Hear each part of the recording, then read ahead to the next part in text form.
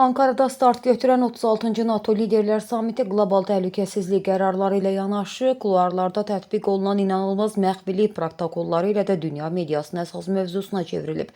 Bu protokolların mərkəzində isə Amerika Prezidenti Donald Trump və onun xüsusi kəşfiyyat mühafizə qrupu dayanır. Amerika nümayəndə heyətinə yaxın mənbələrdən sızan şok məlumatlara görə, ABŞ məxfi xidməti Trumpın Ankarada olduğu müddətdə DNT-sinin mühafizəsi üçün fövqəladə rejim elan edib. Ağ xarici kəşfiyyat orqanlarının və casus şəbəkələrinin ABŞ prezidentinin hər hansı bioloji materialını və DNT izini əldə edərək ondan siyasi və ya tibbi məqsədlərlə istifadə edə biləcəyindən ciddi şəkildə ehtiyatlanır.